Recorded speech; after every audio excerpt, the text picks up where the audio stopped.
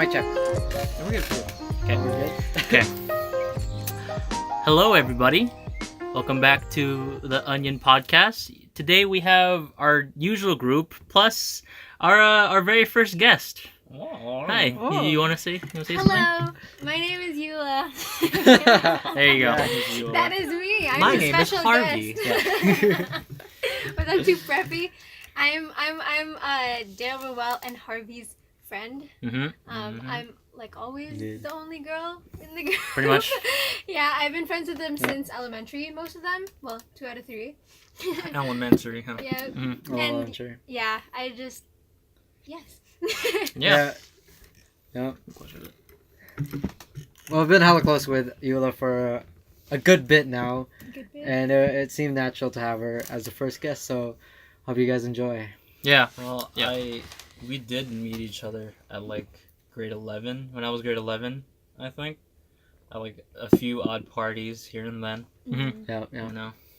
I think that was the first time I actually hung out with you. So Yeah. I haven't been in your guys' scene up until then. Yeah. Yeah. I mean, yeah, but I'm pretty sure we didn't start hanging out until like high school. Yeah, well, when I true. was listening to your guys' podcast, like, and when I was sitting there, I was replying with you guys. Nice. Like, kind Truly. of like, hey, that didn't happen. Or like, oh, I remember that. I Oh, have yeah. more She insight. was the first fan. Yes, Oh, wait, it wait, was wait, wait, the wait. I just want to first confirm something. time. That story I told in the very first one, was that you? Which one? Like the one with the snowman. We were building a snowman, Oh, some yeah, guy interrupts yeah. us. Was that you? Wait, was that in elementary? It was in elementary. I have Okay, no alright. idea. I wasn't sure if that was you or not. Just That's to gotta confirm. be her.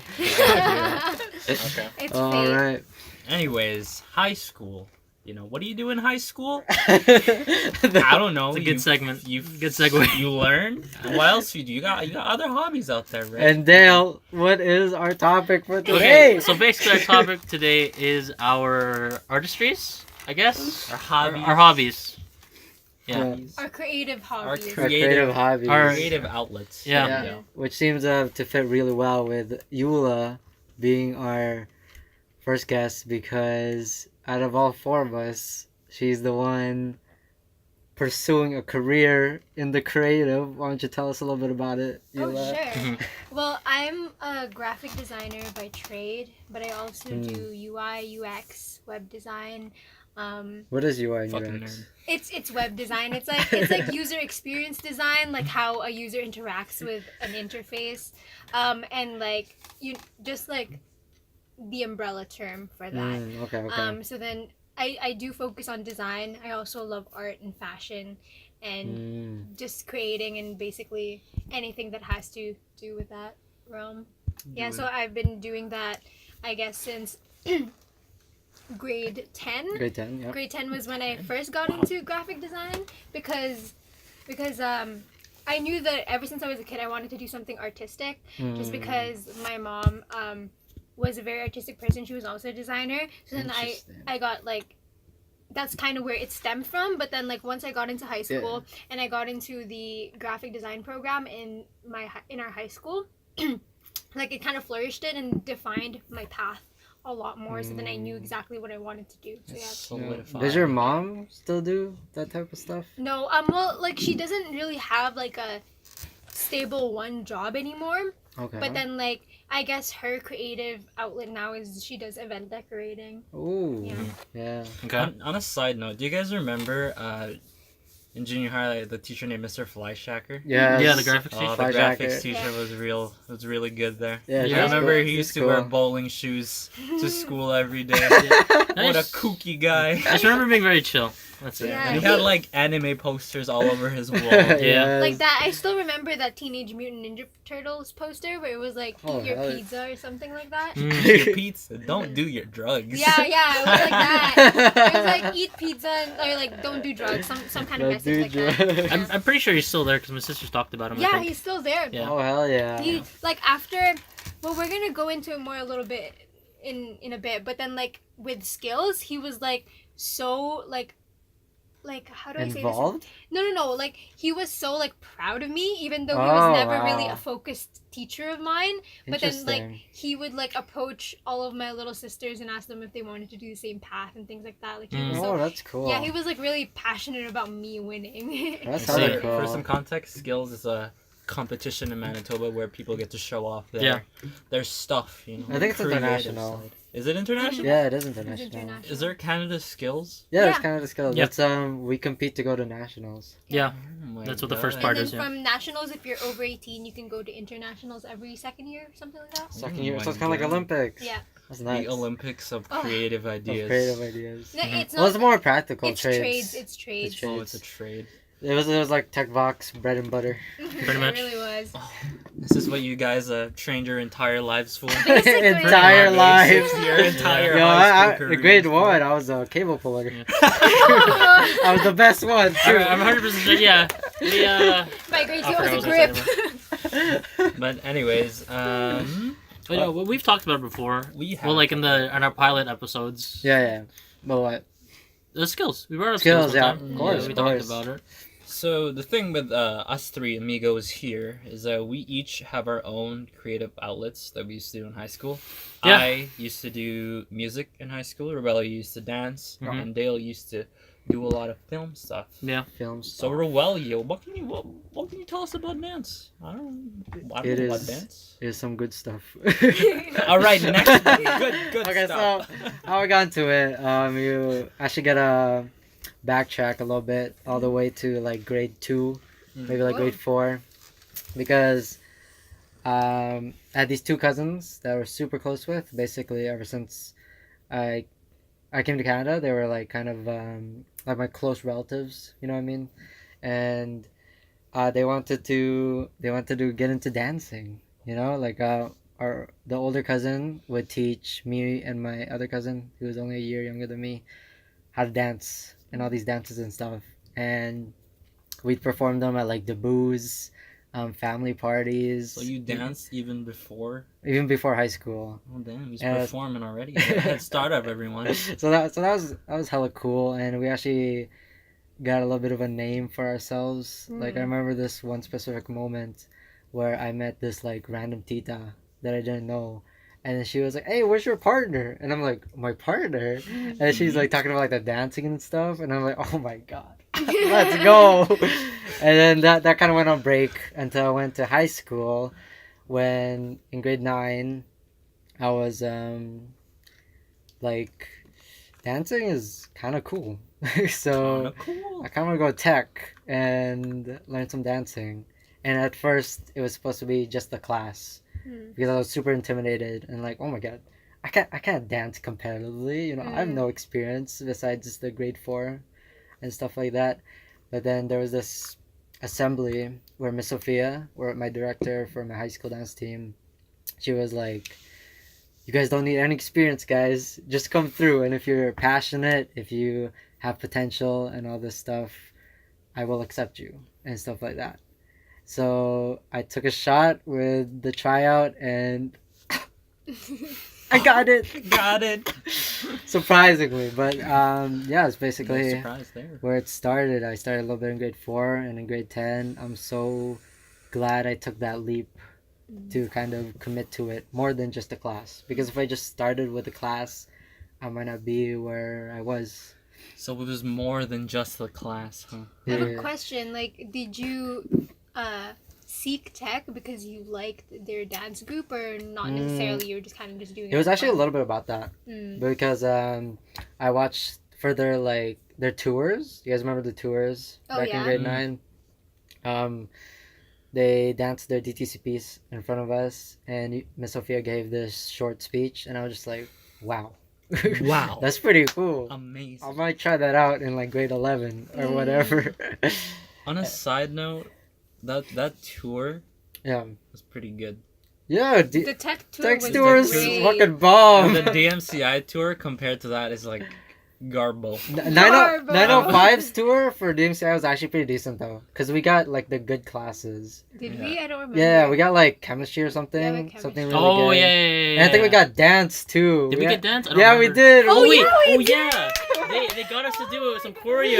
Yeah. I remember. That was hype. Holy shit, That that's was suppressed for me. You guys brought up something. I did not like that. No. Oh, that was hype. That was suppressed for what? That was so hype. Yeah. Seriously, like you opened up a chest in our mind. Open up the Pandora's box. Jesus But- Christ. Sorry, continue. I actually don't even think about that much, but that just came up to me, and I was like, wait, we had that during the tour. Jesus. I opened up my own box too. But there were a lot of reasons why I went to tech, but I'm not gonna go into that. And yeah, the start of my dancing in high school was super muy bueno. Muy bueno. Mhm. How about you, Dale? For How was me, filming? when I got into film, it kind of came out of nowhere, because I think, because remember back at Sargent, we had to like pick what we wanted to like for. Oh no, you didn't go. Well, for tech, you had to pick like your vocation and Yeah. shit, like what you Right. wanted to go into. I don't remember picking graphics or broadcasting. So like I was going to tech, like what class did I have again? So then I realized I had broadcasting, and that's like film stuff, and really just doing it, I was like, oh, This is kind of cool. I like this. This is fun. Kinda It was cool. basically that, and just the teachers there that would always hype us up. Mm. Oh, let's go. But that teachers hyping us up was like, it was a good thing because it got me into it. Also, it was a bad thing at the same time. It was encouraging. which I will get more into like later on in our topics. Yeah. But that's pretty much it. Like I had no prior like what's it say like experience or anything like prior Yeah. knowledge of saying, hey, I want to do film. It was just something that just came up random. Like, okay, I like this. What I'll about do it. what about your YouTube stuff though? My YouTube, that was completely different because like I Is it see completely different? YouTube and film as like do different things. I guess. Yeah. Yeah. So yeah, Just so you don't get tired of it. yeah, like YouTube is like more or less just like on the spot. It's just you all the time. Whereas film, it's really just you work in a team. Yeah. You know, there's pre-planning beforehand, so it was There's a completely lot of different things. pre-planning. So yeah, there was for me, film just came out of nowhere, I guess, and I just kind of just hopped Yeah. on the train for it.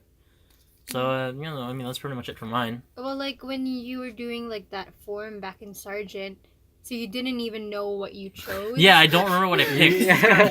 So you kind of just Dart picked in the it out. dark. and Yeah, then- because like I think I didn't know I was in graphics either, and I think I had an idea that for me broadcasting it was called broadcasting, so I thought I was gonna be working like I thought TV stuff? I thought they were gonna train me to be like a news anchor or something like that. Like, that's what I thought I was doing. Well, they eventually did some of that. Yeah. But then and then I realized there was like film stuff on the side that you could do, and like okay, yeah, that was fun. So yeah, that's pretty much it. Just came out of nowhere for me. Well, weren't Hit you you like like a truck. into like broadcasting and stuff too? I You guys was. Yeah. Yeah. In grade It 10, was. in grade 10, I actually didn't choose a vocation. Yeah. So it kind of fucked me over for grade 11 because you need like grade 10 experience. But Yeah. I got lucky because the broadcasting teacher really liked me. Yeah. From filming. So they were like, "Oh, you could skip grade 10 stuff." Just gave me the credit. Just yeah, like they just gave me that, the huh? credit. It Yeah. was, Yeah, it was super that's nice of really them good. because Yeah. I actually had this one friend that couldn't do that. Oh, was So it? it feels bad, Oh, man. who was it? It was a year Oh, younger than me, oh, so you guys usually don't know oh. him. So fuck, I'm bad. I'm not gonna name names and stuff like that, but Okay, I thought it was like John. So John, wherever John you was are, it. sorry. yeah, bro, yeah, me but- and John got pretty lucky. Yeah. And super grateful for the teachers that let me skip grade 10 because it was super good being in my own grade. You know, being with Dale. It was fun. Oh, imagine like being in broadcasting with like a bunch of grade 10s. Yeah, I probably wouldn't have been great. I probably would have dropped out right away. So, how Yeah, I different. got into music, I did a lot of music stuff from junior high till the end of high school. I'm actually gonna take you guys way back to when I was a child. I remember I used to sing a lot when I was a child. My dad would always bust out the Filipino karaoke machine. Oh, wait. Are you saying like the music in general, or like instruments or singing? Just singing, because singing is tied into my music part. Yeah. So at a very young age, Yeah. I did start singing a lot. I did memorize a couple of songs, and we did have a piano, which I didn't know how to play, so I just kind of like fiddled with it, played around with it, Yeah. as kids usually do. But then it's not until junior high when I actually got started with it. So around junior high, I remember it was the first day of band. They made us pick instruments, and I was just like, saxophone's pretty cool. Yeah, everyone thought the saxophone was It so was, cool. and like, it was first dibs on whoever handed their form in first. Are you sure? So what I did is like, I put saxophone, slapped it on the teacher's desk, and like ran away. And I Wait, got the for saxophone. what No, there were tryouts. Oh no, that's for percussion. That's I for think. percussion, yeah. But I got the saxophone. I started with an alto saxophone. It's a much higher Yeah. saxophone than all the others, but mid-grade 8, I switched to the baritone saxophone, which is like a heavier, more bigger, more like rich, deeper sounding instrument. Deeper sounding. And like through grade 9, I actually did a bit of choir for a bit. I didn't like doing choir up until grade 10. I actually joined a couple of like after school groups like jazz band, vocal jazz, chamber choir, and all that stuff. So for those 3 years of high school, they were basically all just music. Funny story about jazz band. Tryouts for jazz band. Once you sign in or once you sign up, you automatically get in. But the teacher signs you up anyways or tests you out anyways. So they gave us a sheet of music, right? And they were like, "Oh, by a week from now, come back and play it for me." I did not practice. Why didn't you practice? I don't know. Like grade 10 me was kind of an idiot, but I didn't practice. So I came in. He played the backing track. I played the song. It was so garbage. My God, my part was so garbage by the end. And oh my God, I felt so guilty, and that just made me even like push harder in high school to like get better. Damn. Because I already knew I was garbage coming in, and I was pretty decent coming out of it, you know, after grade 12. So for sure. Yeah, well, I remember like DMCI when we did start becoming friends. You were a ghost because then you were so involved in your music stuff. You had like your fingers in like 10 different places. It was like 8 different groups. Oh my yeah, God. that's crazy. Yeah, that's like nuts. and then like over top of your regular schoolwork, and I like DMCI is a little tougher. With the workload, and then like having so much expectations from you and all your different.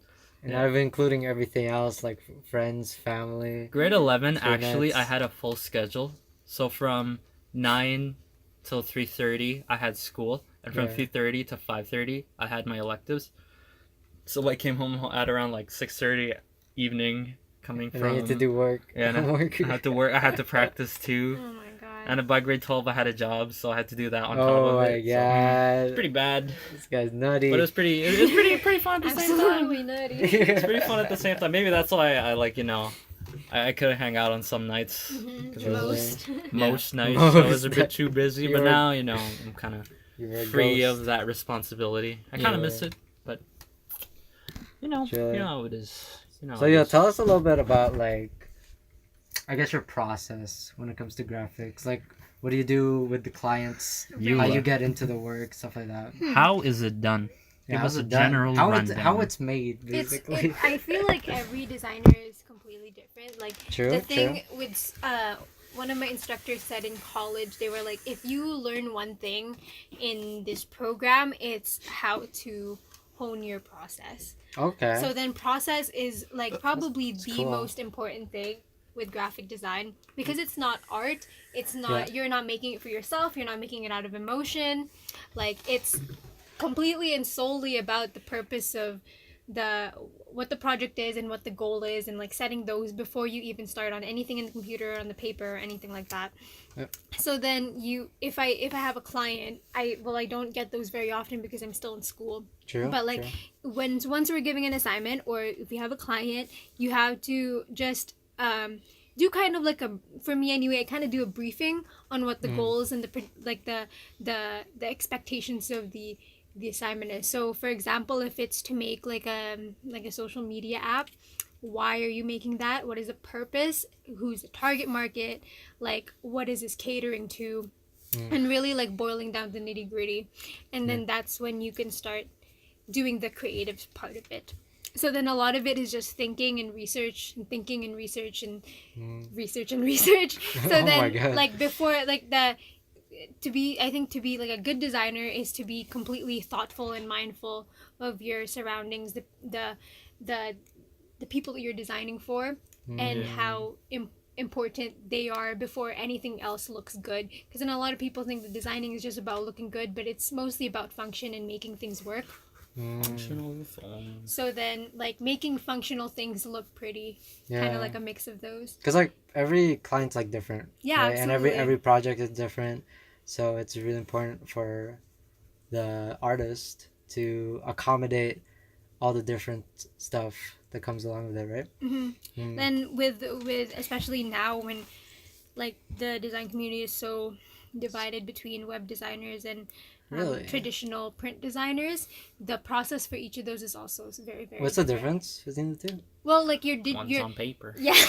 Yeah, One's on basically. paper, Okay. one's on the One's on computer, Okay. one's on a yeah. screen. But like UI and UX takes a different turn, because then the person is literally interacting with it. They're not just seeing it, you know, because then with print design, you can say one thing is bigger and that's more emphasis, so that's what they see first. With interaction, it's like how the user flows within a site or whatever an app is, what they click first, what you want them to see, what you don't want them to leave, like it, like, you know, like those little tactics and stuff. So then, like, before a site goes up, usually they would have like test users, like if it's, especially if it's a really big company, like hundreds of test users using a beta site and like monitoring their every move. So then what they click first, what they look at, like, you know. It's how to practice clickbait. Yeah. How to practice It literally clickbait. is. Summed Oh up. my god. Mm-hmm. See, what I don't get is how like university websites are so confusing and college websites Yeah. are so confusing. Yeah. Who designs those? They, You they know? say annoying. they say it's like for the purpose of like, you know, oh, only the smart people can sign up, but you're just barring like a good percentage of us from like, you know. Yeah, it Yeah, is because so actually yeah, getting you like look around. at it, it's like, nah, never mind. I'll do it later. I'll do it later. You'll procrastinate right after because Yeah. your website Yeah. is so garbage. That's Yeah. how I did If my you have- student loans. Yeah, exactly. That's Yeah. probably what you want to avoid, right? Yeah, you know, like exactly. you don't They want to. have like you want people to be 2001. They have like 2001 like settings, like APIs and stuff, and that some of the links don't even work. Like update your website. It's 2019. And like modern graphic design is a fairly new practice, so then there's so many things that are still so badly designed. So Interesting. you interesting. can't like you it's nice to expect good design from everyone, but it's not just about making it look nice. So that's where the tricky part comes in. Has to be functioning. I'm guessing. Okay. Roll. Well, yeah. What about you? How does dance function? What do you Dance mean? function. Oh, where do Okay, I just start? Give us like a rundown, you know. What rundown? Like practices Yeah, and like stuff. practice. Like, Well- yeah, practice maybe. Practice. I guess just taking you through like a day of dancing is you gotta warm up, you know, because as artists we are also athletes, so you Athletic gotta artists. prepare. You gotta prepare. You gotta prepare your body, so you gotta warm up, and a lot of times, especially with DTC, was we did a lot of conditioning. Yeah. So that was even more than just a warm up; is actually working out and stuff like that. So, gotta get your physical needs met, and then after that, there is a good amount of like planning. It's usually by the choreographers, the directors, and stuff. Like what piece they're practicing, what kind of songs they want for that piece, you know. There's a lot of planning actually. Like maybe you want to do some whacking, but your team doesn't know how to whack yet, so you gotta practice beforehand. Like Yeah. okay guys, our next piece is gonna have this specific like genre of dancing, this specific style. So a good director would have you practice that a month ahead of time before you actually do the thing. And that's a thing I actually respected a lot from my previous directors, is that they're really good at planning that type of stuff, you know. So it really just depends on what you're doing, but yeah, there's a lot of dancing, you know. There's a lot of. Well, I hope so. You know. Well, I guess it's what you would expect, right? Like you just have a teacher going like, okay guys, we're doing this move Doing. and then whoa. this move, but in a more convoluted manner, Mm. I guess you would word it as. And It's left to the dancer's interpretation, I'm guessing. yeah, as well. basically. But a lot of times it's up to the dancers to match the choreographer, because a lot of times when the choreographer makes a piece, they picture how they want it to be danced, and if you don't match that picture, it could really mess it up, you know. Picture meaning like just the look, or Just like how they want to convey the dancing, you know, like if they wanted it to be like hard hitting or a little bit more flowy, maybe what kind of mood did you want to portray, stuff like that. I never thought about that. Yeah, me neither. Yeah, and as a team, you usually want to be on the same page, you know. Right. So when people have different ideas of how they think it should be danced, it gets really like messy, like foggy. So, question, Aurelio. Yes. How would you portray a dab? Just dab. Just do it, bro. Do you want it hard hitting? You want it hard hitting? Do you want Very it artistic dab. artistic? A very flowy dab. You know? We love a sleek dab. Very sleek, But- discreet dab.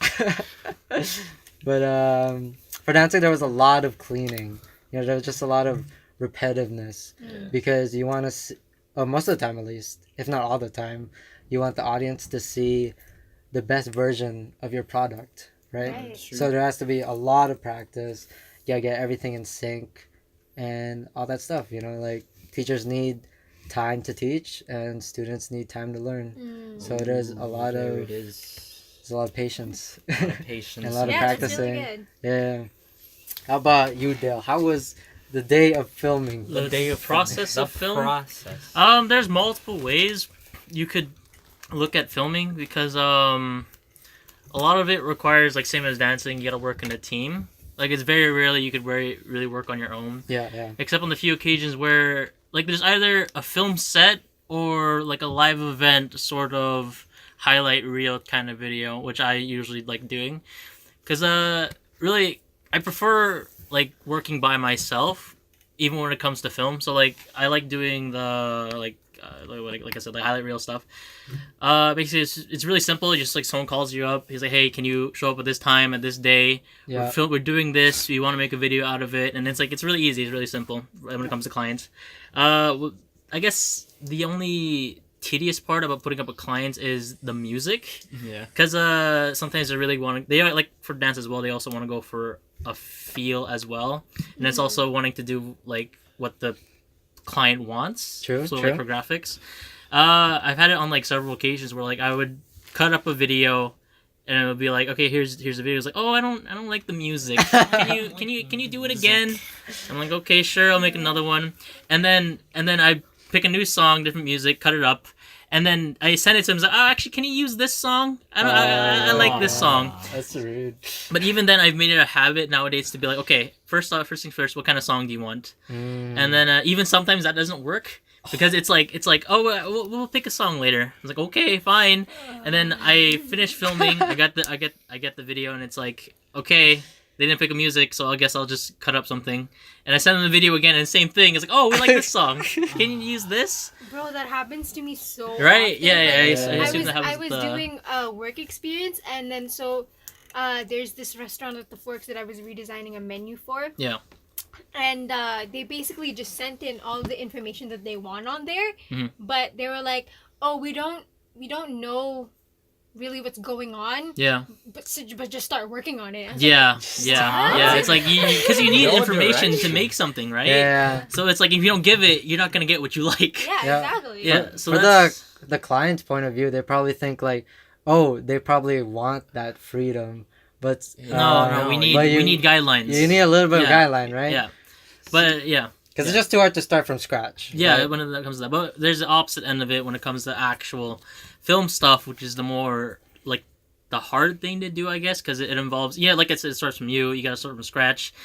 And I guess it's just for me, I tend to have a hard time being creative when it comes to like projects and stuff, and as well as getting people. Because I think for the last project, I used like you two, because you Yeah. guys are like, my closest friends, as well as Melvin. Yeah. So those are my projects. But then there's also another side of film where I do it for other people. So someone calls me, is like, hey, can you work for us? Can you help us out on the set? I'd be like, yeah, sure. But the thing is, with that, I don't like doing that, I guess, working on other people's film sets. When it comes to like friends and stuff, I don't fine with it. When it comes to people like who are professionals, there's a lot of bossiness on sets, like seniority. Right. Okay. Yeah, you get a lot of that course. on set. Of course. What was I saying? But I mean, yeah, that's sort of the process. Yeah. Hold on, there's one more thing. It's sort of like when you're working on, it's like it takes a lot just to do your own stuff. Like it requires people, and especially if you're not comfortable working with people, it's where sort of like the contrast happens. Yeah. So yeah, I mean the closest thing I get is like when I work with Melvin, because Melvin has a lot of projects for university. Yeah. He also does film projects, so he calls me, and it's like the producer and director type of thing, right? And I kind of like that. So whenever Melvin asks me to help him out with a project, I usually like it because he gives me an idea and I get to work off his idea. So that's another aspect that I like. Yeah. But other than that, that's usually how it works, I guess. Yeah. You know? That's kind of the contrasting thing. What about for music, you know? Yeah. But on a side note, that's kind of a contrasting thing. Yeah. Rogelio and I perform live stuff. Yeah. Practice live stuff, while you two, you know, are working with clients. Yeah. I actually like really like how we have all four of us have really different. I think creative hobbies, but since they're all creative, they kind of boil down to the same like passion that we all have. Yeah. And we have dabbled in a little bit of each other's because I used to do some film stuff. Yeah. I think everyone in this room have done a little bit of film stuff. Yeah, you've obviously been on sets and stuff, you know. Yeah. So I was in sets too, about balloons. Yeah, exactly. balloons. Yeah. You know what slightly heard about? What? Yeah, I see you guys taking photos of film sets all the time, like TFTI. Like you guys bring in people that had no idea. It's like, I could help too. But you're busy. You're We already know. busy. We know you're busy. And you turned out 2 great rainbows. I know what you were. No, you weren't. That's fair. Actually, that's really fair. I Thanks for remember it. respecting my schedule, guys. Yes, because we know people are busy. It's like, oh, is this person? Nah, they got school. I really love it though. Like I really love watching like you guys work. Like I love watching you practice, and I love watching you guys film. I've Watch me perform. I watch you perform once, but Was it the play? yeah. Oh, the play. But then, like, it's so like as a passionate person, I love it when people are doing their passions because then like their interest Super rubs cool. off on you and it makes you feel good as well. So Yeah, it's super cool. So, a day in the life of me. Yeah, Of the music. All right. So music starts at home. For me, it starts at home at least. But what I mean by that is I practice a lot. At home? Well, I try to practice a lot. All right. Okay. As much as I can. So practicing starts at home. We get our piece like the day before. We do a run through, or I do a run through by myself. Look at the piece, make a couple of marks on it, come back to school the next day, and go to practice. See, what people don't know is you actually have to warm up for music too. Oh, do you? Mm-hmm. Yeah, you have to warm up your instrument and you have to warm yourself up. Because Your instruments, Mm. instruments get cold too. They get lonely too. That makes sense. Yeah. Because I thought they stay the same temperature. I'm kind of dumb. Oh, speaking of temperature, actually, if it's warm in the room, your instrument gets sharper, and if it's cold, it gets like more flat. So you want more room. So I mean, more warm room. No, so you More want room. So you'd want to like temperature control your room, but that doesn't really happen most of the time. But anyways, by warming up instruments, I mean for my saxophone there is a wooden piece at the mouthpiece. It's called the reed. It's what vibrates that makes a sound. You have to like wet it with your spit. Like music is kind of gross sometimes. You have to wet it with your spit. There's a lot of spit involved. So you have to warm up your instrument. Even with brass players, they have to warm up their cheeks or their chops to actually, chops. And before that, Good chops. before that, you had to warm up yourself too. You had to do like breathing exercises, like lung exercises. Oh, you got prepared for performance. Yeah, prepare for practice. Oh. Then. Yeah. And how rehearsals are usually done is, you play the piece over and over again. You go back and do like the specific parts. Like if this is a hard part, you run through that over and over again until you get it. Sometimes we have sectionals where one section, like say the saxophone section, goes off and works at the piece. The trumpet section goes off and works at their own pace. And yeah. I used to do a lot of choir too. It's a bit different. Obviously, you have to warm up as well. You have to warm up your voice. Yeah. Well, people chops. What people don't usually know is your vocal cords are an instrument too that you have to warm up. Yeah. Singing is all about muscle memory and about how how you can sing. Or, I don't really know how to word it. Like, it's all good. Rehearsal is usually just with a choir. You run over the stuff. You run over songs. Sectionals are a big thing. Hot Yeah. cross bun. Fuck taxes. See, a story about that. When I was in grade school, my very first instrument was obviously the recorder, right? Yeah. But I was new to Canada. I was new to like the music stuff. So what they Yeah. did, when I was grade 5, I was like, okay, they were like, okay, here's a recorder. Play me an E. Like, how the fuck am I supposed to know what an E What is? is an I just E, came bro? to this country. What are you talking about? I did learn a bit of music stuff in the Philippines, like learning about rhythms and stuff, but it was all in like Tagalog and was very convoluted. So I didn't really learn much.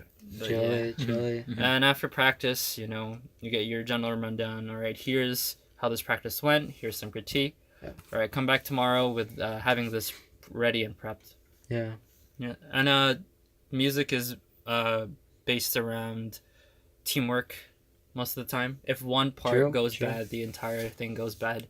If one person is a beat late or a beat ahead, it goes bad. Yeah. Oh yeah. It's all about like syncing up with each other. Yeah. Yeah. So building, like doing the music part is easy, Mhm. but building a team, building a whole like band is the Yeah. difficult part. Especially in high school, Especially in high because school. the members change every year. Yeah, the members change every year, and honestly, kudos to those teachers that have to deal with new students every year. Yeah. All the real G's out The there. real you know? G's. Yeah, what I've noticed is like same thing about like the post versus live is that we have time to perfect Right. it. Like if they give Yeah. us an opportunity, we can perfect what we show. Yeah. But you guys got to get first try every time. Basically. Yeah. Yeah. Well, I think like it differs a little bit. If well, for me, all I've been doing are assignments. There Yeah. are deadlines. You can't perfect it for that long, even after Yeah, having yeah, an yeah, assignment. yeah, It's like, yeah. oh, that's so so fucking bad. Like things that I've done like maybe 6 months ago, I already don't Yeah. like. So then, I think that's the same thing with clients too. It's like you can only perfect it for so long, but each one has a different timeline. So Yeah. that also factors really big into how good, quote unquote, your work is the time that you're given. Live performances don't usually have a deadline, but our deadline is based on how big the performance is that we're going to perform in. Mhm. If there's like a huge performance, like every school is coming, obviously we're going to practice our asses off. But if there's like a small one, we still try our best, but we just pull like old songs that we've It's a lot usually serious. perfected. Yeah, that makes sense. Going off on thing you said earlier about how you guys prepare for practice with the kind of like mentally preparing, where you do the breathing exercise and stuff. Yeah. We actually did a lot of that in dance. Maybe more along the lines where how Miss Sophia went to direct our team, because she heavily believed that the artistry is like sometimes a little bit more important than the technicalities. You know what I mean? Than the technique. Mm-hmm. So we did a lot of mentally preparing, especially when it came to our pieces that had a theme, which almost all of them did. Yeah. So there was a lot of that. And yeah, I actually really enjoyed the mentally preparing stuff. Coming off of that, I didn't really explain about the artistic part of music. So there is the technical side of like learning the rhythms, right? Yeah. And having everything, focused and having everything solid, right? But what are you gonna do with like a solid block of marble? You know what I'm saying? You have to put some of your artistic juices on that. Your artistic Why are you strength. putting the juices on the marble? Oh my god. Got vape on his mind. Hey. Juices. Juices. Anyways, you have to in music. There is artistry in it, like how loud you play, how smooth you play this, how sharp you play this, how softly you want to do this, and it's not just the individual that has to keep that in mind. It's the whole band that has to keep that in mind. So if you want to play this one part really soft, you all have to do it really soft. If you want to bring someone out, you might have to come back a bit and put someone in the forward. So there is a lot of push and pull when it comes to music. There's a lot of give and take. There's a lot of louds. There's a lot of softs. There's a lot of sharps. There's a lot of dulls.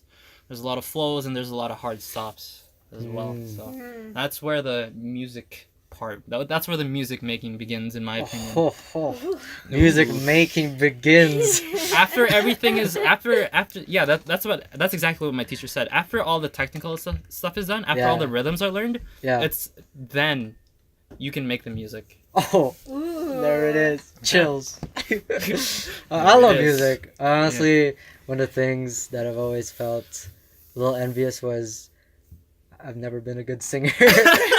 Even though I love music, I just can't sing, guys. But I still do it though. I just wish I was a little bit better so I could do it a little bit more confidently or maybe enjoy it a little bit more. Yeah. Because it is nice to be good at something. I have like a really big, I think, like that if it wasn't design or like arts, it would probably be in music because then my family is very music oriented. Oh, are they? Yeah, Well, my mom is like she was like a singer ever since she was a little kid, and then she like, and all of us, like all me and my sisters have pretty good voices, and then like ever since we were young we would like perform at, you know, like events and stuff like local. So then I really thought that that's where my path was going when I was very young, like when like people that know my family or like kind of refer to me as the singing one. I'm not that anymore, like I haven't performed in so long, but like, you know, once you're that kid, it kind of sticks with you. Oh, like when are you gonna sing? You it does stick with you. Yeah, you want to grab the mic. I was like, I haven't sang in like 10 years. Do you guys sing in the shower? Yeah. I sing anywhere. I sing anywhere too. Well, obviously you sing listening to music, right? Of course. For me, I had a couple experiences with music. Of course, there was like the play that was in like grade 12. That was it. That was it. I'm not sure how many people know this, but like I had a short rapping phase from like from like 12 to 15. I had like a really short rapping phase. Can you spit some bars? No, no, I won't. I won't spit any bars, but I will spit some bars. I had a rapping phase too, guys. Oh, did you? I did. I do remember. I memorized "Love the Way You Lie" by Eminem. I memorized it for you. I was like, we were gonna sing this together. Yeah. Oh, Eminem that was so and hype. Rihanna. That was so hype. Oh my god. So I feel you, Dale. Yeah. I had a rapping phase. Oh my god, like I vividly remember this thing. We were in the library, we were checking our books, and then I randomly start singing it, and you start rapping it, and we just kept going back and forth. Synergy just came. We're nuts. What's your band's name? What's your guys' I don't know. band's name? Bad, me and Rule. Yeah, what's your guys' name? Rula. Oh, we rule the world. I can't. That's so bad. Alright. Stop the podcast. Move on. Okay, so Eula, what were some of your favorite moments beside Rula? Okay, no. What were some of your favorite moments when it came to graphics, like sentimental stuff you're really proud of, stuff like I that? think just most of my grade 11 year, that was the most I guess maybe rewarding and more like to the sense that people recognized that I was good. Nice. Was in grade 11 because then I won like a couple awards that year. It was like so then there was skills Manitoba, which I won gold for at grade 11, which was like rare at the time. Yeah. So then I felt super proud of myself for being able to get gold not even in my senior year. Oh yeah. And then like having like getting like free flights to New Brunswick and like You've competing been to there. New Brunswick? Yeah, for the Skills Canada competition. What was it again? Moncton or something? Yeah, in Moncton. Moncton. Yeah, so then like competing in the national skills was also like so rewarding. Even just getting there was also like already such a big thing for me. I had no hopes in placing, and then I got silver, and it was like I was just like so like that was the happiest I've ever been with my graphic career, because then like it was a physical award. You literally got celebrated in front of like 1,000 people, like people were cheering you on, like you had like there, because then skills is kind of like the Olympics where like everyone has like such a huge sense of like national pride, I guess. Yeah. That makes Like, sense. in the Canadian skills, we came out like the Olympics where they would announce like, oh, Manitoba, and then we would like come out of the stage and we'd have like a chant. Manitoba. That's so sick. Yeah, we had chant and we had Yeah. like the big flag, and then like everyone was hyping each of the provinces up, and it was like those little things, like it just like it wasn't just about design. It was like being a part of something, and that made me feel really good. It wasn't like, but then like winning the awards was pretty great too. But that was probably the biggest, I think, So humble. happy moment. Mhm. Like it's like not a lot, like right now, like those awards don't really matter anymore, because then like employers don't really look for that. And Oh, they since, don't? No, and Interesting. since I was in high school, like the work that I did then don't matter at all. Like when I look at it, I don't even know why I won an award for those. Like, because then like you improve so much in a small amount of time in college that everything you do before that is just absolute garbage. So then like Oh, jeez. so then like me looking at the work that I got awarded for, it's like it didn't make sense. But then like at the time it was like the biggest deal. So then like a lot of people don't even know that there was a Skills Canada apart from like tech. So it was like it was like a really big deal for me and just my family, and my graphic class. Did you relate to that, Dale? Which one? Like all your previous work being like garbo. Yes, I was gonna talk about that later on, but yeah, I'll bring it up in a later topic. Yeah. Even for me, even with live performances and stuff, there is that odd performance that I'm not really proud of, Yeah. or that odd 100%. performance that I underperformed. You know.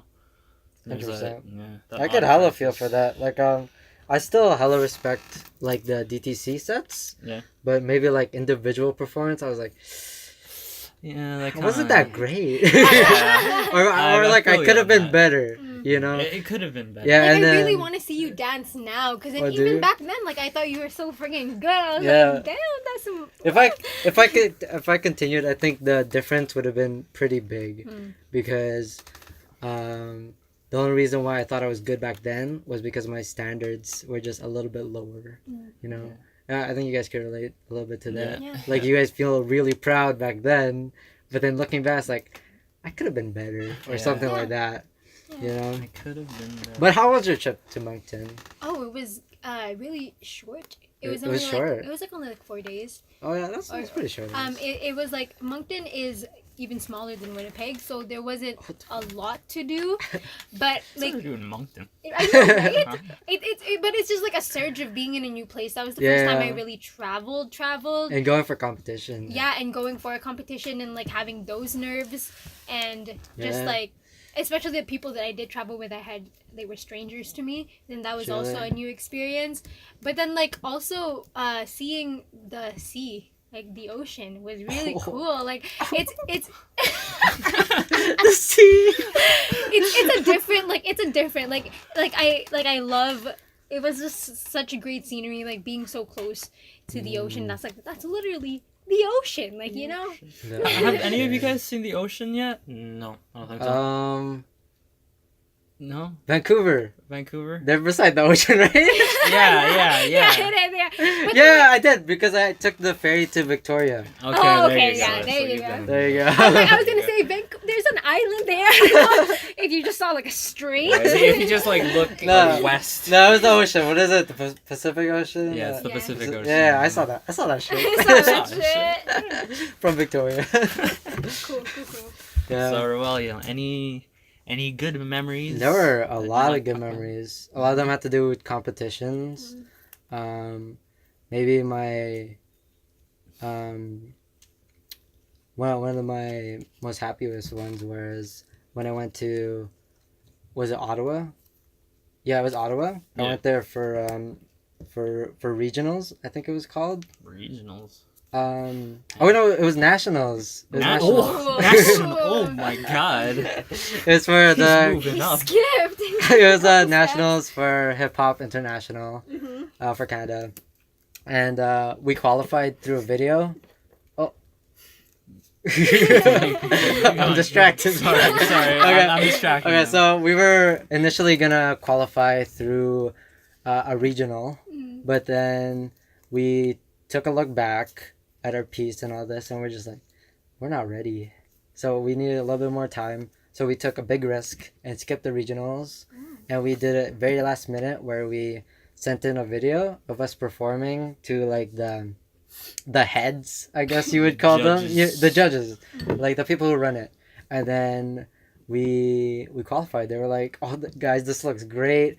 We're looking to bring international to Winnipeg sometime, like regionals, and then we're so happy that you want to be." Like, you want to come compete. So they're like, come through, guys. And we were like, hey, let's get it. That must have felt great. Yeah, that felt great. And then now we have WAD here in Winnipeg. So I'm super proud for the dance community being able to attract a big platform that is WAD, World of Dance, if you guys don't know it. Yeah. But we were doing HHI, which is slightly different. But so we went there. It was like near grade 12 graduations, so it kind of messed up my studies. It kind of messed up my studies and stuff, but I'm not gonna go into that because it scarred me a little bit. But no regrets, because I went into the competition with my team, and we placed third for nationals, and that got us a spot for worlds, and that felt super great because if we weren't the first ever Winnipeg team to qualify for worlds, we were one of the first. Yeah. So that was a super proud moment for me to be able to do that so close to graduating. You know, it felt like kind of like a last hurrah or something, even though I didn't know it was going to be a last hurrah because I thought I was going to continue. But yeah, that was a super proud moment. I'm sorry. Did you ever perform at Worlds? I didn't because I wanted to take a break from dancing. And there was also like money problems and stuff because it was hella expensive, even though they were doing a lot of fundraising for it. Yeah. And the community was being super supportive with all these donations and stuff.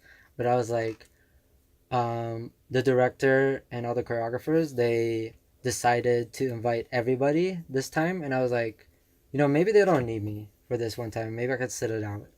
And so I did. And I don't really regret it. You know, it's fine. But felt super great to help my team qualify for Worlds. Worlds. And one of the great moments during that trip was when we went to Canada's Wonderland. Yeah. We were on the Leviathan, and then I just looked at my team and was like, guys, we're going to Worlds. And then they're like, hey. That's sick. Not everyone can say that they've qualified to go to Worlds, so that was pretty hype. And like having a close team. Yeah. That's something that I don't get.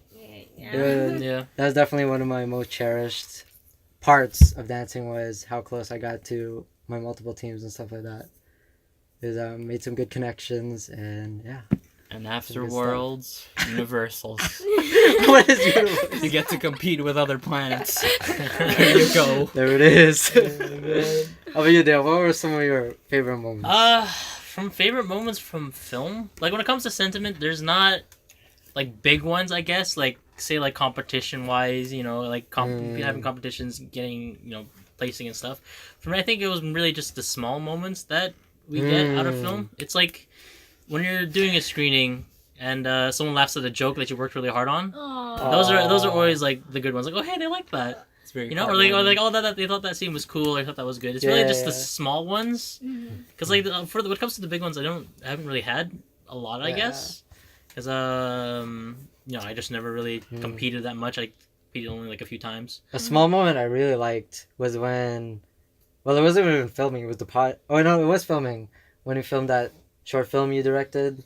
The ghost one. Oh yeah. And Harvey showed it to Tina and Angela. Oh, and they said they liked it. They said they liked it. They were like gassing us up, and I was like, oh yeah, let's get it. Yeah, but like for me, when it comes, I guess because like you guys acted in it, but when it comes to someone like who made it, it feels like most of the time when someone's gassing up, it just feels like they're just trying to be nice.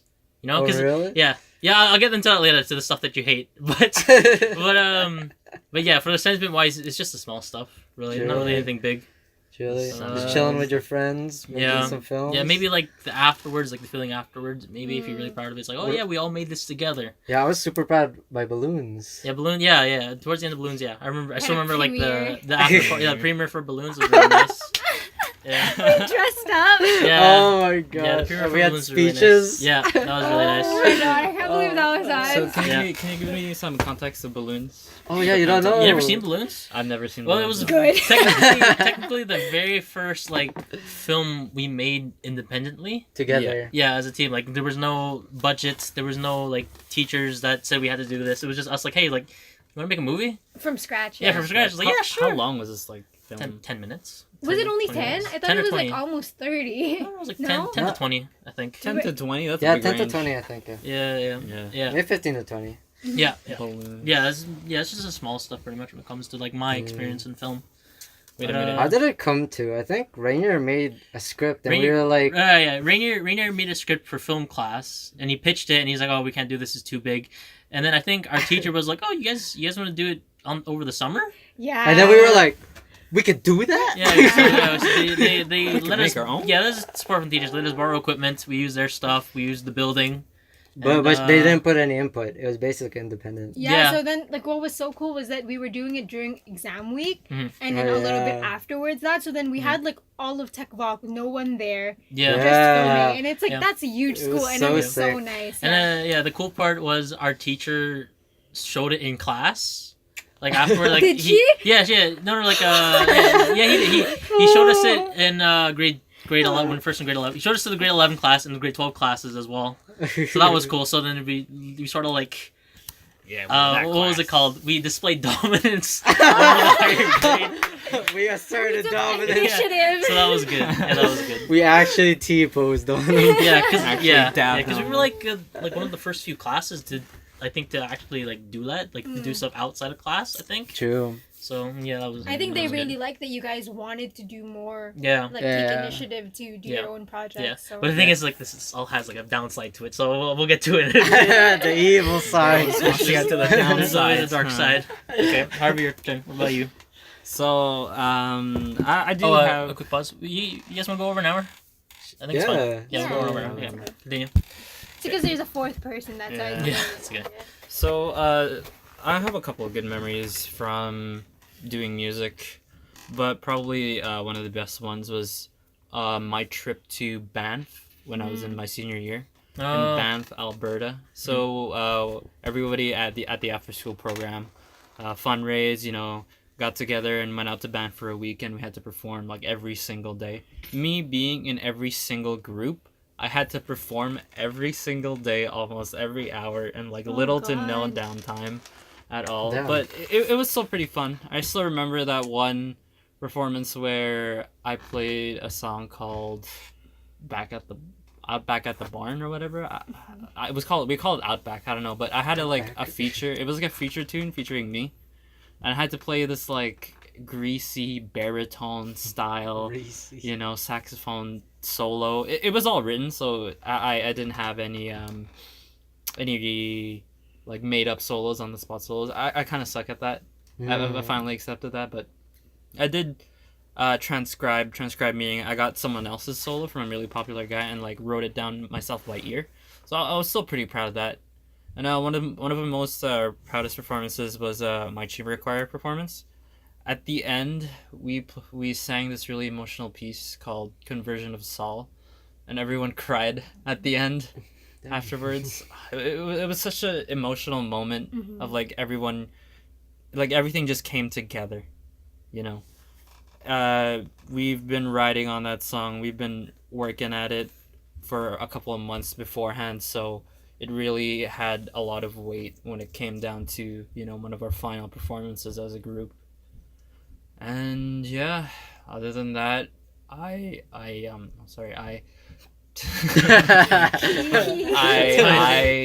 It's fun. during that time I had to memorize like around 36 to 42 songs off the top of my head, because we did like 1 hour showcases each time. So those were some pretty stressful times, I'm not gonna lie, but those were some of the most fondest memories I've ever had Yeah. with my group.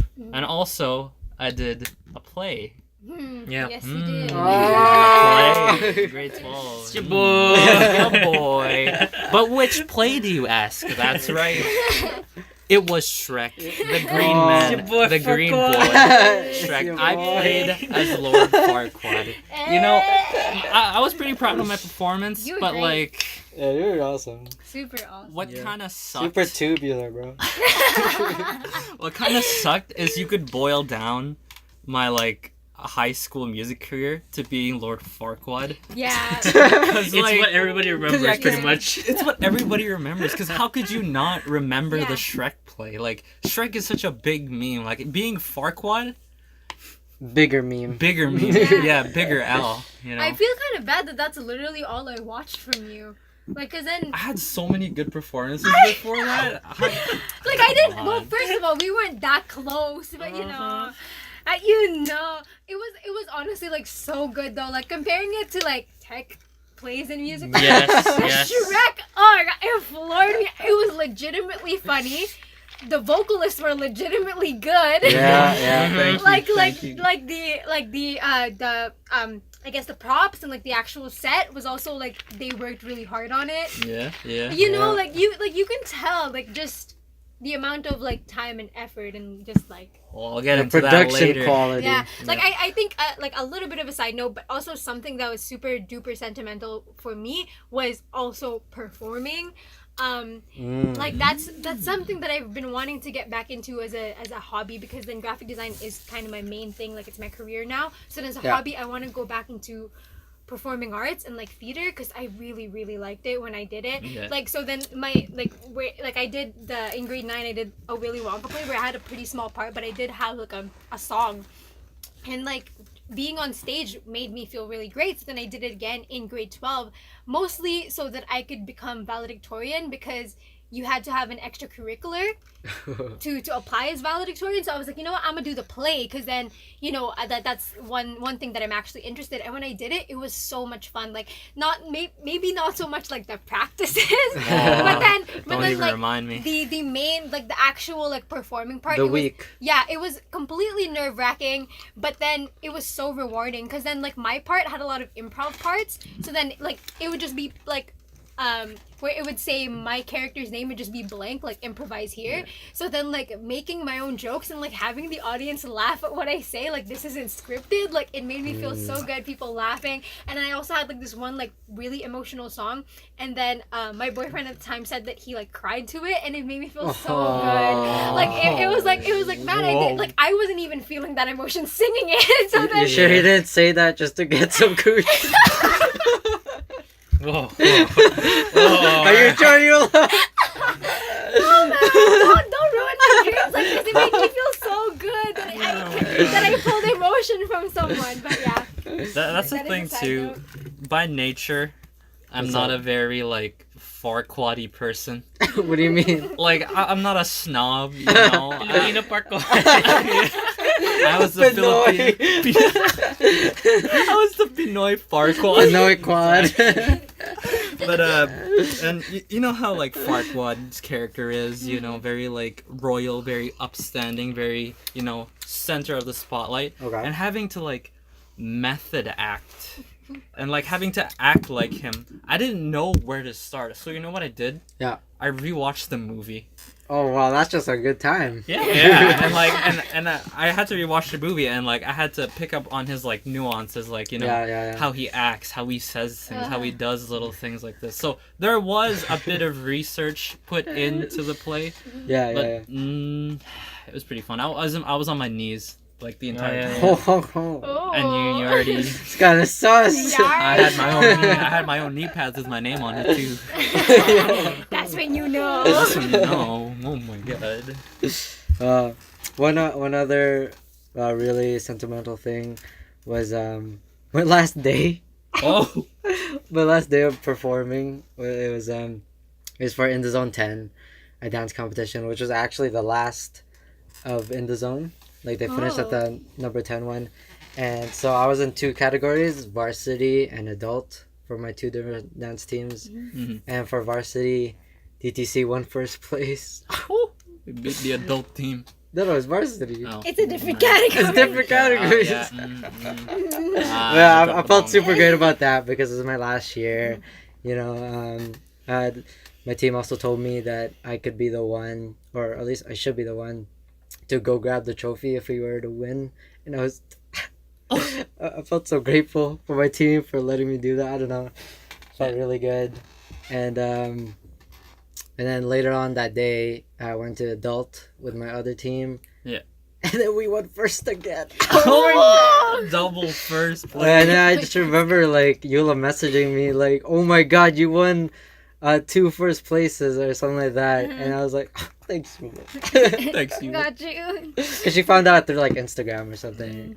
We did win an award by Rainbow Stage. Rainbow Stage is like the main play people of Winnipeg. Yeah. So a bunch of them came and critiqued our play a bit, and we actually won an award for that too. Hey. I received the award. Me and my friend Rainier, we went up to the stage. We received the award during one of their plays during Mamma Mia, when they were screening Mamma Mia. You guys know what that is? During a play. Yeah, it was during a play. So during that play, we had to go up and like grab an award, like take That's pictures so and stuff. cool. Yeah, it was That's hella pretty cool. neat, I remember that actually. You told me a little bit. yeah. That was a good play too. It was Mm. better than the Shrek play, but I Yeah. don't know if you guys saw me or not. But Yeah, I love performing. I hella miss performing. Something about like being in front of an audience where they're just like paying attention to what you do, being captivated, being interested. It was hella cool. Yeah. You know what I mean?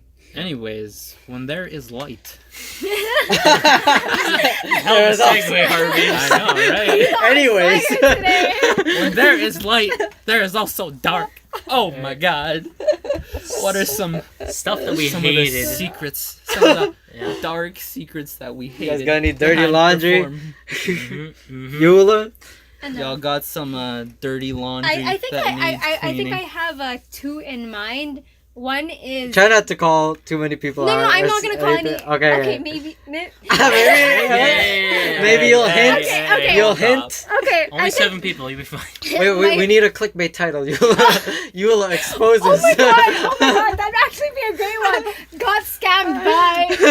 Eula exposes Okay, go on, other people. Okay, Okay. my first thing is more of a personal thing. A downside to school, I think less of the career path that I've chosen, but just school is the just amount of work that I had. Like as you guys said, you guys won't really invite me out because you know that I would be busy. Okay. So then that was just a sentiment to how really actually fucking busy I was. Like it was like in college, it was maybe like a full schedule for university students would be 5 to 6 classes, but even 6, it's really pushing it to so many, right? For most university students. That is I true. had 8. Like 8. 8? Yeah, I had 8 classes. Oh my God. 8 classes, and most of them would start at 8 a.m. I would, like, classes would end maybe 5:30 to 6. And then I would stay for hours after that doing work. So then I would have, like, 12, 13-hour days every day during the weekdays. So then it was just impossible for me to have a social life, a proper one anyway. life. And then that really when it was like deadline weeks, because then it would be like in rotation every 3 weeks. Every first week we'd get the assignment. The next, for those first 2 weeks we are working on it, but and then by the 3rd week we're handing it in. So it's a 3-week rotation for most of the classes. So then most classes would line up at the same time, deadlines would line up around the same week. So then that's when it would get like really, really crazy. And when those weeks would roll around, I just remember like going to the bathroom and just crying. And I know that's not just me, because then I've caught like a bunch of my peers doing the same. Like we knew that we were all in the same boat. So then that was comforting, but it was just like that was probably the worst of my experience, just school and like the workload and like Crazy. just the expectations that each instructor was getting from us, because 8 full load classes every 3 weeks there's a new assignment, so it was really crazy. So that's like I think more of my personal side and less more about the actual career. But I think one thing from the career was this time, maybe in grade 12 or maybe when I was in first year, this YouTuber Oh. Oh boy. this YouTuber, fairly well known. When I ask someone if they know them, they'd say yes. Like they're not the biggest, but you know they have a following, and I was a fan of them. or used to be a fan of them, and they tweeted, "We're looking for a graphic designer," and then most people were like just mentioning them and stuff. Like I DM'd one of the people personally. I told them, "Hey, like I'm a graphic designer. Like, what do you guys need?" And at the time, like I didn't know that much about client interaction and how you should approach it. Like DMing someone informally like that never works out for the designer. Oh, really? So then like I DM'd them informally, and then they asked me for a thing. They gave me a deadline. They gave me expectations. I did it really quickly because I wanted to impress them, and also because I wanted to get out of the way, so it wouldn't be on top of my schoolwork. So I did it really fast. I sent it to them, and then they said, "Oh, thank you so much for doing that. We didn't expect it this fast. We might not use it. So just look out, you know, like that basically is." But then he was like, "Yeah, but thank you so much for doing that." I sent them like all of the working files. So then like usually what you would do is you'd send them a proof, so something low quality that they can't print out or they can't use. Yeah. But I gave them the full working files, like something that they could like even alter themselves. So then I sent them all of the files. Like I also made like I went above and beyond and made like a million different like alterations just so they could find something that they liked. I was being so extra. Oh my God. And then I sent all of them, and then I didn't hear from them. Yeah. I didn't hear from them for maybe like a year or over that. And then at this time, like I lost touch with that YouTuber. Like I didn't watch any of their content for a really long time. Yeah. And all of a sudden, like I see them drop merch, and it And was it's your my shit? shit. I'm pretty sure you can sue them. Can't you sue them?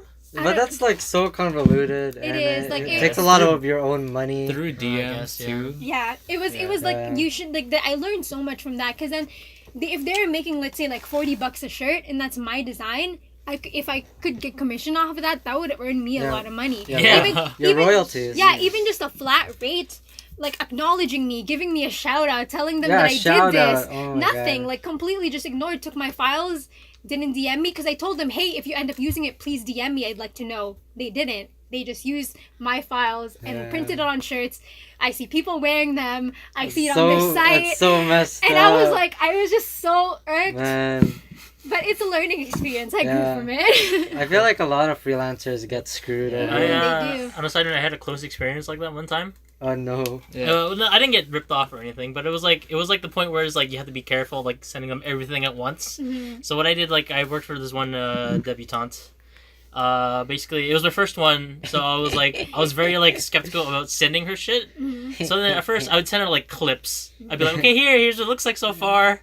What do you think? What do you And think? if they say they like it, like okay, fine. But even then, I'd be still like sending them clips and shit, like bits. Mhm. And then finally, okay, fine. I think this person's trustworthy. And just send her the whole thing, and then, yeah, I get my money back. But it was not as big as like getting ripped off and having it posted everywhere, And on, selling it. on so, merch? Selling yeah, it? my Oh, God. yeah, my yeah. God. I've never gone that far, but That's I've had crazy. experience where it's like you gotta be careful about who. Have I told you what your guys that clients- story before? Yeah, you have. Yeah, yeah, So you guys yeah. know who it is, right? Yes. Well, I don't no. remember the name, I but don't I know remember of the it. Yeah. No, I didn't see who it was. Oh, well. Yeah. Show Whoever it, show you it to are. us later. Whoever you are, Come through. come through, square up. What Come if join, what if maybe. we get bigger than them? Put in your side. Oh, how big are they?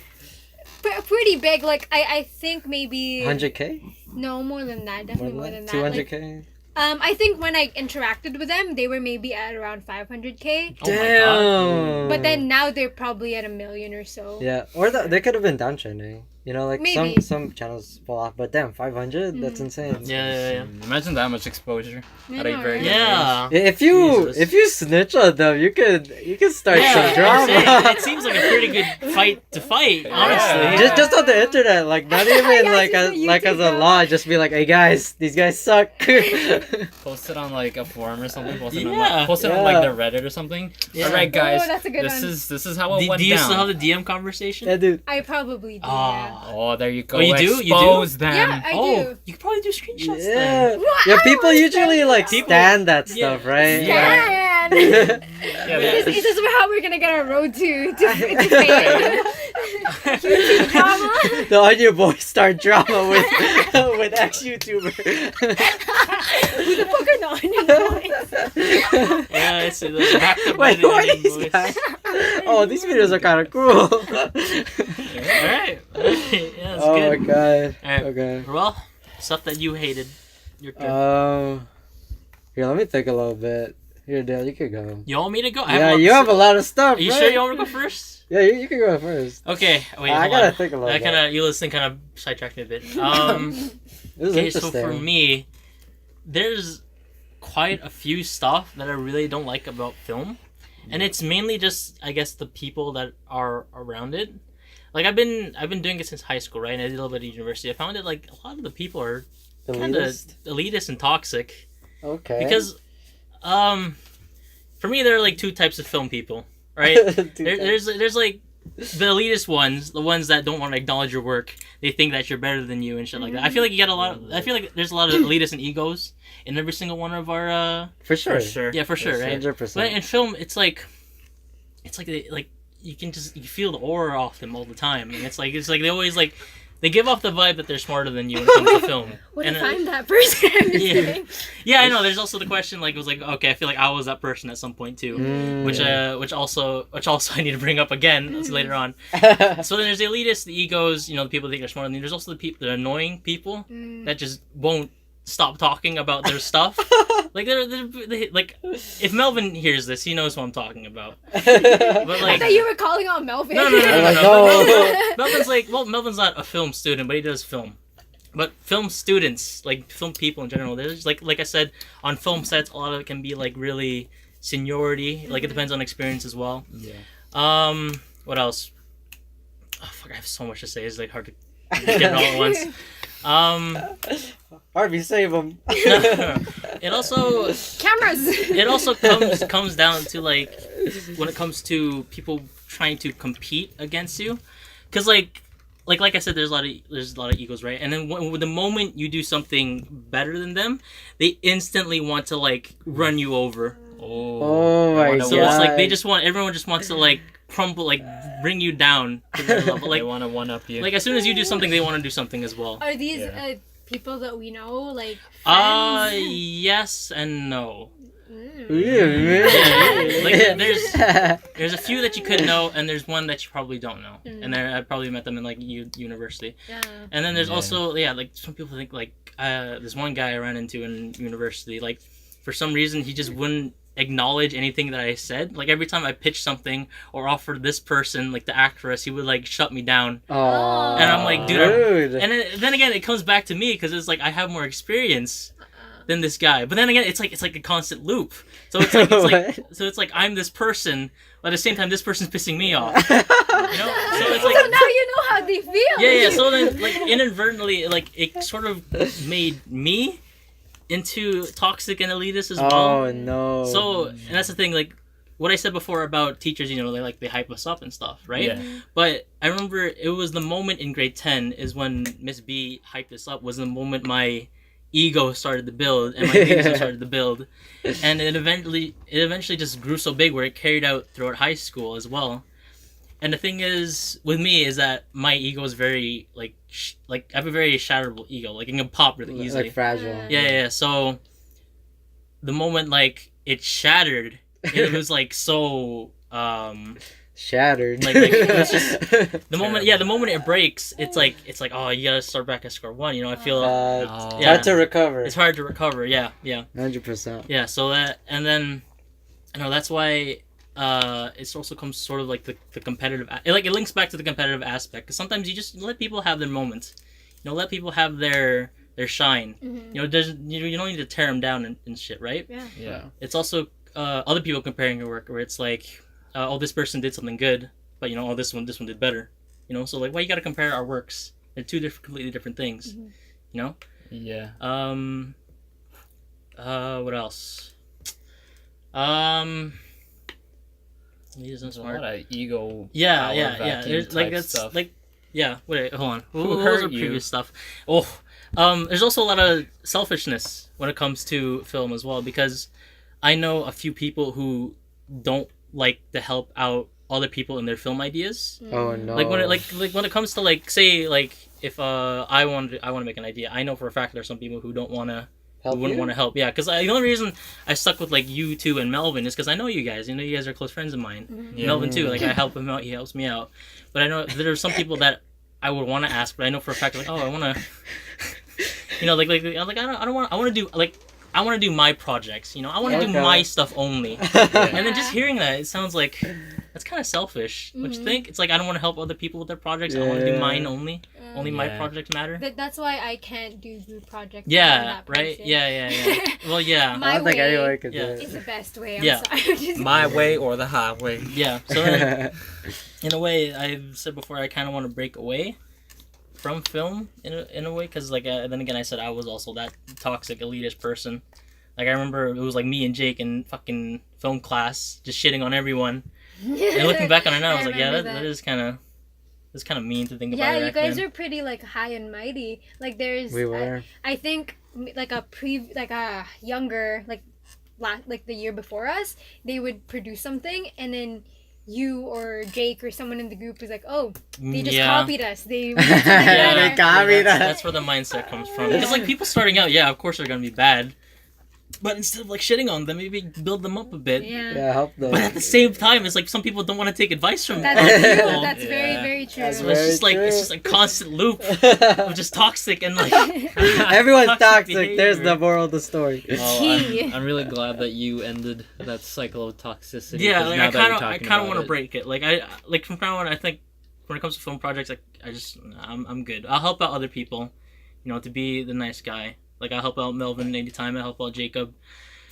But when it comes to like my film projects, I don't have the resources of people to do it right now. So I'm trying to break away from it in a way. Yeah. Yeah. Interesting. So yeah, there's everything that I hate about film, I guess. Yeah. Yeah, I've had like this one memory. My coworker one Yeah. time, I remember like working with him, and he would always hype himself up in front of me.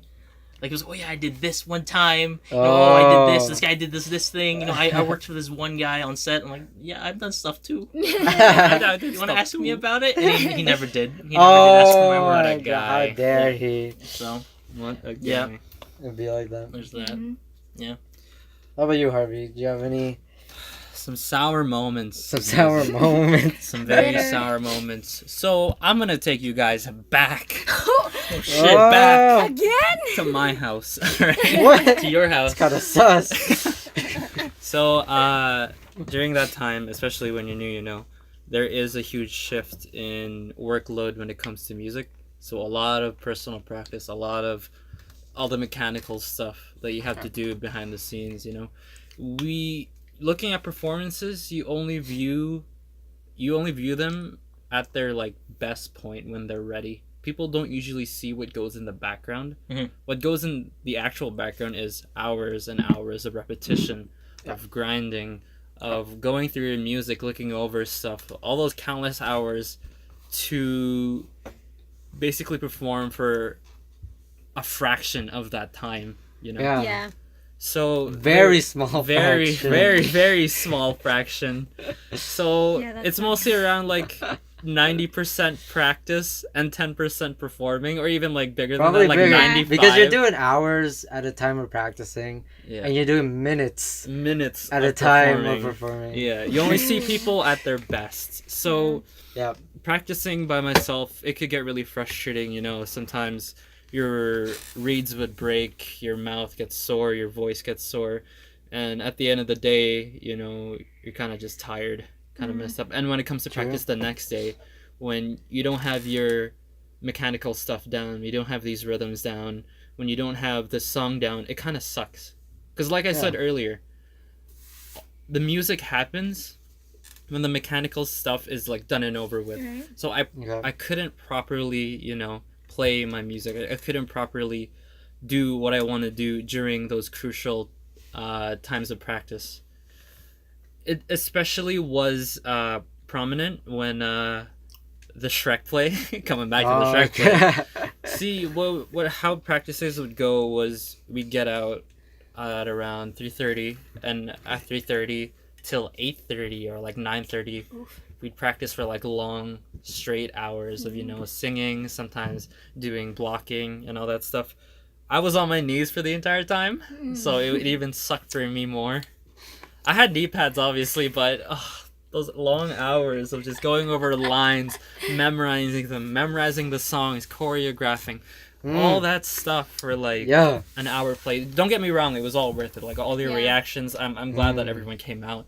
Yes. But 95, like maybe even more percent of that time was, you know, based around rehearsing, based around rehearsal. Not to say that rehearsing sucks, but it just gets tedious. It wears you out. It drains you physically and mentally. And yeah, sometimes you really just need to take a break, you know. Chilling. Yeah. And some group mates and some bandmates and I have discussed long hours of how, you know, all this stuff kind of gets draining, you know. We kind of have to do something about it. We kind of have to tell our instructors about this. We've had those conversations like every single week during that play. So there was kind of like that downside to it. Even with performances and stuff, even with a play, we had performances on top. We had school on top. We had a bunch of stuff on top, and it just got way too much. That was usually around the time I got my first job too. So I kind of screwed myself over with all that. But it was fun, I guess.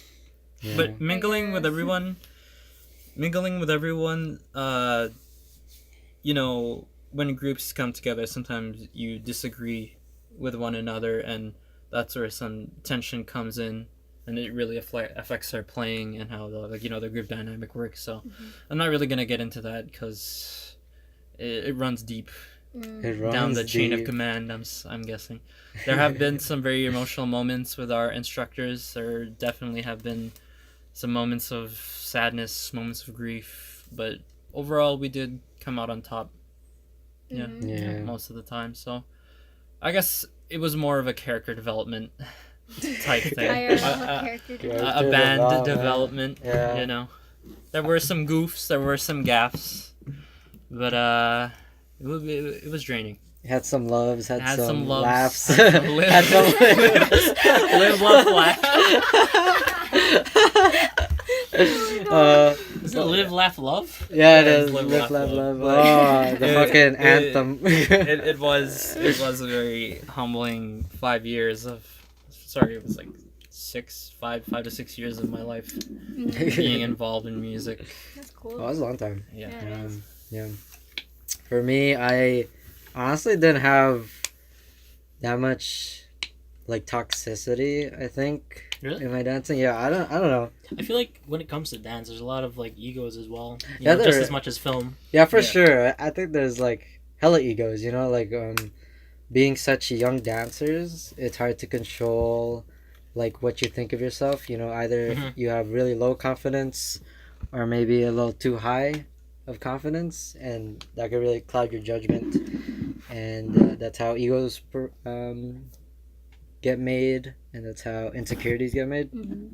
But I don't know, I guess I was just enjoying too much of the good stuff to really focus on the bad stuff. Maybe I didn't really like mingle all that well with my seniors back when I was underclassmen, but I guess I just, part of that was I wasn't that great of an underclassman, to be honest. Like I had hella flaws, like any underclassman would.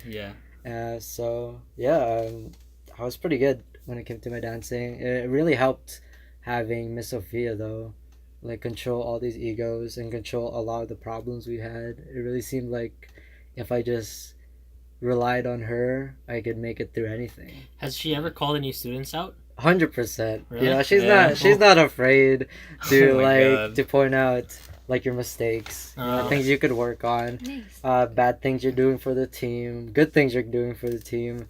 And I honestly could go on and on how great Miss Sophia is as a director and as like a adult figure, parental figure. But yeah. On a side note, when it comes to criticism, another thing I developed is that I couldn't really take criticism when it comes to like scripts and projects, because like I always get this mindset where it's like, oh, you just don't understand my idea. Yeah. You know, it's really it's something that you have. It's like you gotta bite the bullet sometimes. Yeah. Because maybe it really isn't that great, and especially I remember like our very first like our project we started doing together in grade 10, dude. Which one was it? What was it called? It was an advanced film. It was like based off Community. Really? Starts with a P. Starts with a P. Oh, I can't remember. Fuck. What is it called? It starts with a P. I don't know. I remember. What are the drugs? I remember writing a script for that, and then none of you guys liked it, and I remember I just felt like, oh, you guys are just don't understand. Just don't understand the idea. But then, You don't understand. Like the thing is, I still do that nowadays too. My latest memory was when I was with the mockumentary that we did. Oh, I always get Melvin to like sort of format my stuff. Even though when Melvin started formatting, I would get like irked. Because it's like, isn't it? You make something and it's like your baby, right? Right. Yeah. It's like you just like, careful when you touch it. And then Melvin Don't just press the starts wrong like button. butchering it. I'm like, dude, Oh no, my- please, I want that there. don't butcher the baby. Yeah, but then at the same time, it could be good. no. It could be good criticism. Yeah, you know? it could So be. it also like it's another hard thing to take when Dude, it comes to Yeah. like art and stuff. that is so 100% Yeah. me. Like it's again, like I said, it's my way or the highway. I Right? Like Yeah. in my opinion, I'm more of the person that has the ego Yeah. rather than the one that's like, 100%. you know. Yeah. Because that's why I can't work in a group. In most cases, like in school, you don't really work in a group, so that's a perk. Mhm. But then the times that you do work in a group, my method is, I do like maybe 90%. I show them, and they all like it anyway. So like. And then when they don't like something, goes, what do you mean? Yo, this is good. Like I can Yes. take criticism from people who I admire. Yeah, So people yeah. who I think are good and are giving me criticism, like yeah, they're right. Yeah. I get Someone that who too. I think isn't as good as me gives me the same criticism. I'm like, you just don't understand. Yeah, me. right, yeah, Like, yeah. like it Same comes thing. from like two different places. There's no one in the middle where it's like, yeah, I'll take it, kind of. Mhm. It's either I don't like your work at all, or I really like your work and your opinion values so much to me. It's Yeah. like. Those are the there's only like maybe like 5 people that I know that I would take criticism from and take it seriously. Yeah, I agree with that. Yeah. Interesting. For me, there weren't really as much criticisms going around in my general area, but the thing was, you would stick out like a sore thumb if you played badly during rehearsals. So you'd feel everyone's eyes on you. Oh Their my eyes and ears God. are always on you. Yeah. And the teacher would know too. Every single person in the room would know that you need to practice. So Has that ever al- been you? Oh yeah, definitely. Oh, yeah, definitely. Especially being a senior and like having all my like underclassmen like play better than me. Yeah. I'm like, shit, I gotta step my game up. Yeah. In a way, I wish we had someone like Miss Sophia in broadcasting, just someone to like just at least break you down a bit and not Yeah. just constantly build you up all the time. Yes. Yeah. Yeah, that'd been good. Mrs. Smith kind of did that, but. I don't know. I never experienced that from him though. It's That's the thing. for Mrs. G, our graphics teacher, is the opposite. It was always Always build up or No. criticism. fucking you up, like telling you It's like, hey, you fucking suck. yeah, like it was so intense. Like that's why a lot of graphics people have like a little bit of a PTSD. Resentment. Yeah, like because Interesting. then Mrs. G, I mean Mr. G was kind of like the nice one, but they both had like their angry sides. Like Mrs. G is like a hammer, you know, like which kind of sucked, but they did have their favorites. Like in my year, it was me, Jessie, and Victoria. So then we would get away with so much shit, like because they trusted us as people and they trusted our talent and our work ethic. So then like we got away with a lot of things, but then like so then all we would get is compliments, us three, but then we would see how Mr. and Mrs. G would treat the other people who were not as Oh my reliable, God. and it was just like whoa, like that's like I could understand Damn. where your stress is coming from. So yeah. Yeah, it was a little different for Miss Sophia, where she actually gave more attention to the dancer she was attracted to. You know, like Yeah. if she believed in like your potential, she would like break you down to try to bring out that potential. You know, like she didn't hold back because she really cared about you and she wants you to succeed, even if it means giving you a little bit of tough love. Even then, I feel like with like Mr. Smith and Miss B, like they never really looked for the bad things. Well, they did, but then again, they wouldn't tell you. They would just look for the good things in your projects, and that's what they would build up on. Yeah. So yeah. For I remember our first skills video. looking back on it, I hate that video so much. But I remember like every single like broadcasting teacher telling me, "No, it was good, Dale. It was good." Pretty No, good. I hate it so much. Like looking Oh back my on it, God. it's I can't even watch like sit through it. And just a little callback. It was something that Eula brought up earlier. It was hating your work that you made. Oh yeah. You have that, Eula, I'm guessing, Yeah. right? Yeah, it's like projects like before that I was like really proud of. I look back at it now and I can't even watch it. Mm-hmm. You know, so yeah, I have that problem too. You know, yeah. So For my instructors as well, especially my choir instructor, she'd tear you down in a heartbeat. No balls. Like being in the senior, vocal jazz group called the DMC Ice. If you sucked, she'd call you out on that, and sometimes she'd do one-on-ones with you, but it was more of trying to build you up at the same time. Of course. She'd deconstruct you. Okay, this is what you're doing wrong. This is why you're doing it wrong. This is how you're doing it wrong. Let me show you how to do this properly.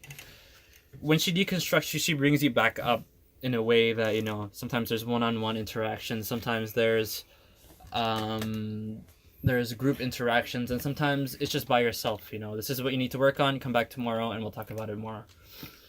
And that's where the 90%, 95% comes in again with the rehearsals and stuff. So even when my band instructor does that, yeah.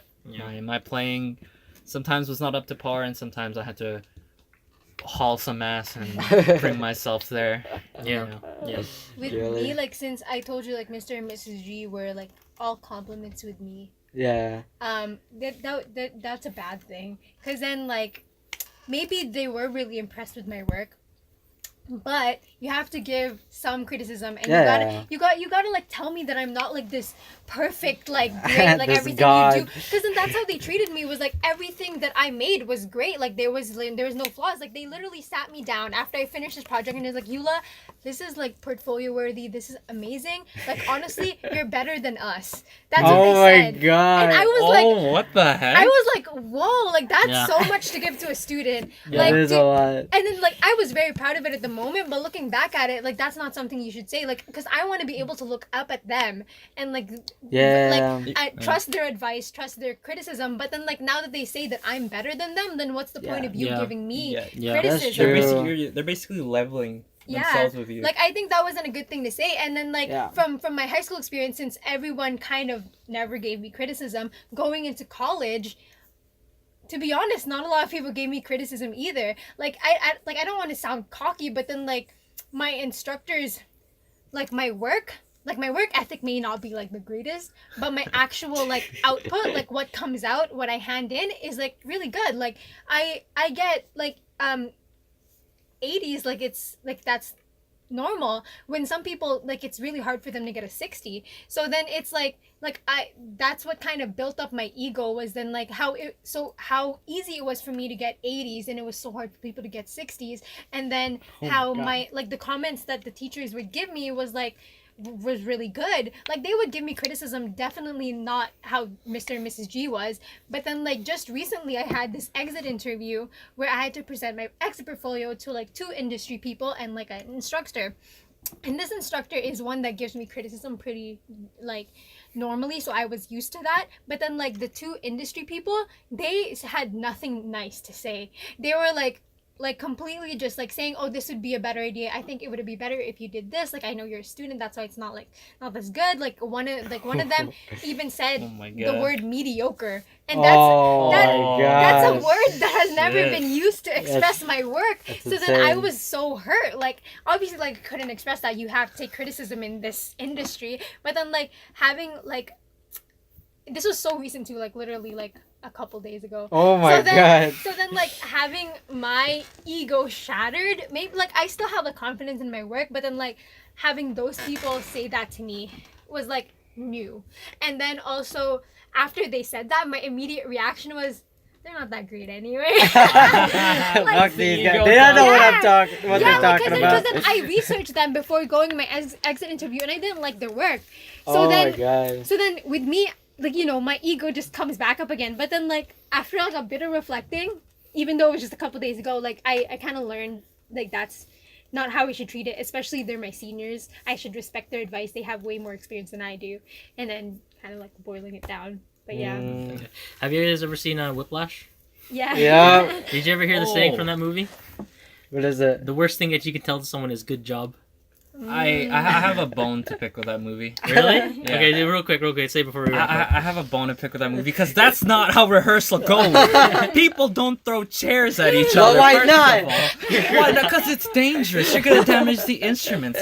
Like The instruments, not even the people. even my instructors don't like that movie because it's such a bad portrayal of how music is actually done. I bet, Like, I bet. chill out, guys. No one throws chairs. No one throws slurs. No one like punishes people physically for not practicing. Like, you don't see people whipping each other with sticks. All right. All right. Sorry, that's just my That's Tangent, fine. my little Fine. tangent. All right. You know? So before we wrap up, Eula, would you mind plugging some of your work Oh yeah. in the? Oh Yep. yeah. Well, if you want to see like the work that I am currently proud of, it's on my website. It's eulao.com. So that's EULAO.com. I also have an Instagram page. It's EUL. Oh, wait, no, EU. We'll put it in the description, so Yeah. you don't have to. Yeah, okay. We'll put it in the You'll description. look it up in the description. I would say like if you're not like super into design, just go follow my Instagram page. I'm gonna start updating it more Yeah. frequently. Yeah. But yeah. Okay. Some cool All right. stuff. Okay. So thank you guys for listening to this third episode of the podcast. Is it there? Yes, Yep. yes. Okay. And yeah, we'll see you guys in the next one. Peace. Bye.